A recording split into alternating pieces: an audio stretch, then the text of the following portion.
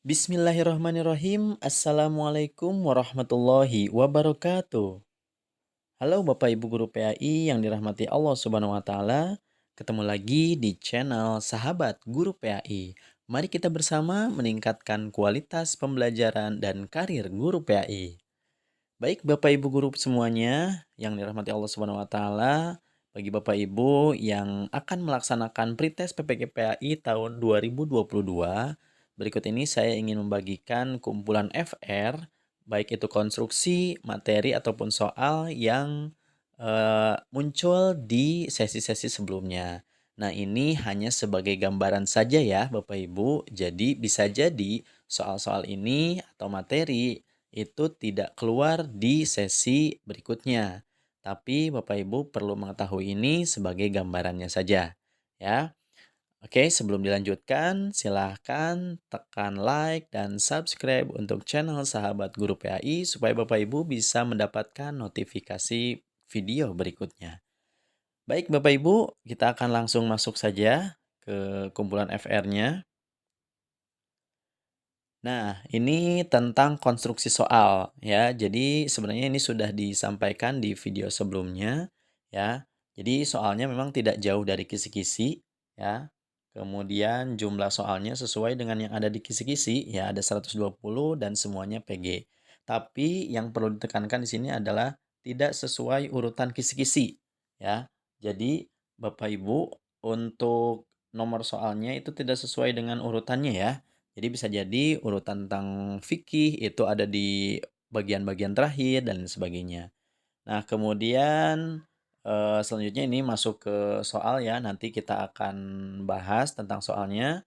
Nah, kemudian bentuk soalnya ini memang dari kategori C4, C5, dan C6 ya. Jadi ini akan banyak narasi ya, kita harus menjawabnya menggunakan penalaran.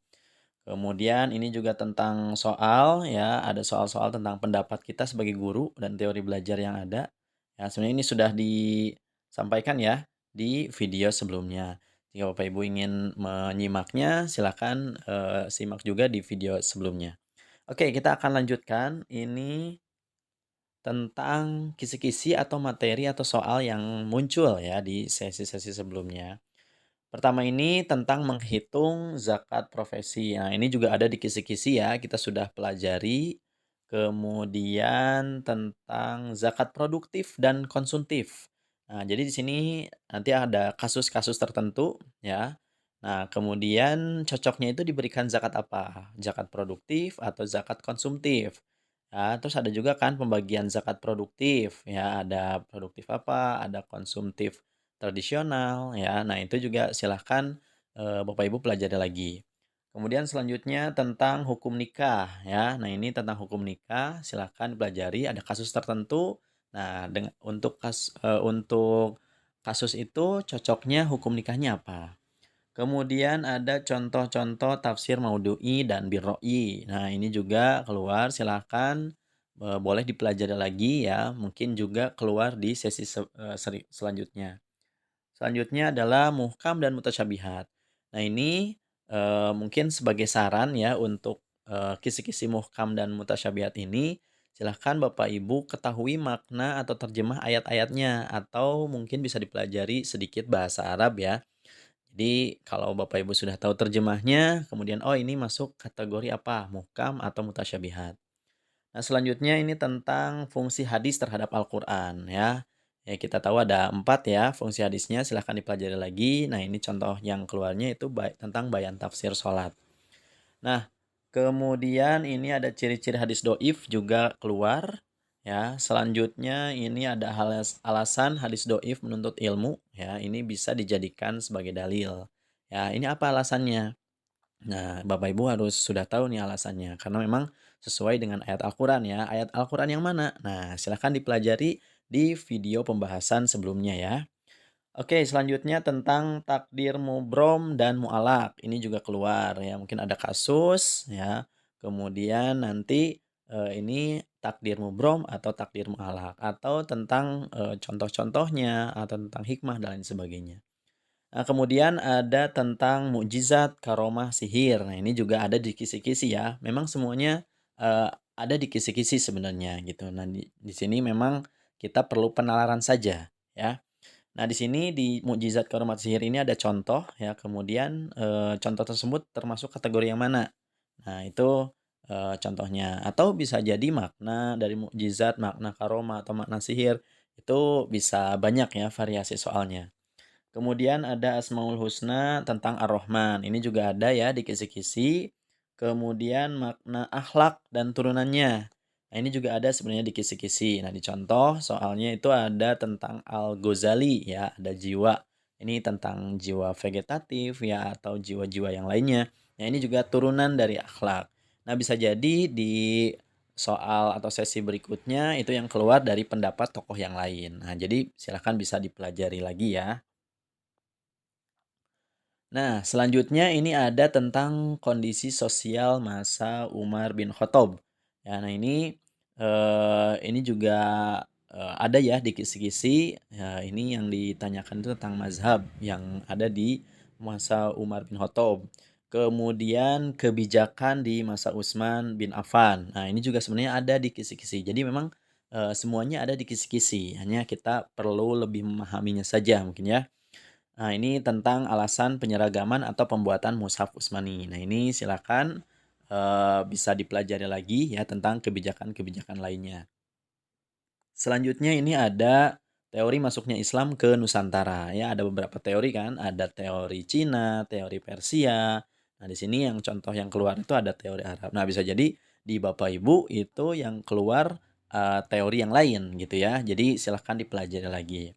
Nah, selanjutnya ini ada metode atau media dakwah Wali Songo. Ya, ini juga sebenarnya ada di kisi-kisi ya, yang jadi contoh soalnya itu Sunan Kalijaga. Nah, bisa jadi di soal Bapak Ibu ada sunan-sunan yang lainnya yang keluar. Ya, silahkan dipelajari metode dan media dakwahnya. Kemudian ada juga contoh soal ini yang bukan media dakwah dari Wali Songo apa? Nah, ini contoh soal yang keluarnya. Sekali lagi ya, jadi Bapak Ibu silahkan pelajari apa namanya, kisi-kisi atau pembahasan materi yang lainnya ya dari Wali Songo ini. Kemudian ada juga ini tentang, pendirian Al-Azhar ya, ini di zaman dinasti, Fatimiyah ya, ini didirikan Al-Azhar. Nah, kemudian di pedagogik memang di pedagogik ini banyak sekali kasus, ya. Nah, kalau misalkan Bapak Ibu memang, dalam keseharian sering banyak kasus, nah itu pengalaman-pengalaman itu bisa jadi guru yang berharga ya, karena ini akan banyak muncul di pretest PPG ini. Nah, yang keluar ini teori belajar behavioristik, humanistik ya. Nah, ini juga, sesuai dengan kisi-kisi memang. Ini, ada juga teori belajar kognitif kan, nah itu juga bisa dipelajari yang lainnya ya, teori belajar yang lainnya. Kemudian ada discovery dan inquiry learning, nah ini juga keluar. Selain ini ada juga kan, ada problem based learning, ada project based learning, silakan dipelajari. Kemudian bagaimana implementasinya, gitu ya. Nah, selanjutnya ada strategi penilaian pembelajaran. Nah, ini kan banyak ya, kalau penilaian pengetahuan seperti apa, kalau keterampilan seperti apa, kalau sikap seperti apa, kemudian apa saja, instrumen-instrumennya. Nah, ini yang harus diketahui oleh Bapak Ibu. Selanjutnya adalah media pembelajaran. Media pembelajaran ini, yang cocok itu seperti apa? Nah, jadi ini ya masuk ke sini nih yang terakhir. Jadi model, metode, media, strategi, dan penilaian pembelajaran untuk materi atau kasus tertentu yang tepatnya seperti apa? Jadi pendapat Bapak Ibu nanti ya mengenai kasus tertentu, kira-kira yang cocoknya apa?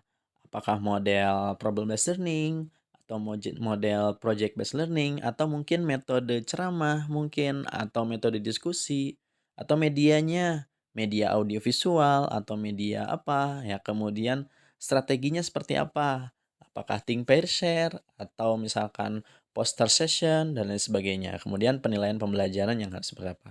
Nah, jadi pada intinya untuk pedagogi ini Bapak Ibu pelajari teori-teorinya ya, baik itu teori belajar, kemudian strategi penilaian, tentang konsep-konsep, model pembelajaran ya.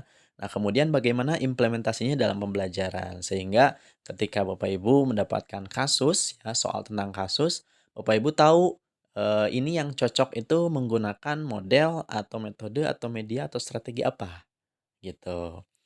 Oke, Bapak Ibu semuanya, itu saja mungkin yang dapat saya bagikan. Sekali lagi, kita berdoa bersama-sama supaya Bapak Ibu ketika melaksanakan pretest PPG-PAI tahun 2022 ini mendapatkan kelulusan dengan nilai yang terbaik. Amin ya rabbal alamin. Itu saja yang bisa disampaikan. Terima kasih atas perhatiannya. Mohon maaf jika ada kesalahan. Billahi taufik wal hidayah. Wassalamualaikum warahmatullahi wabarakatuh.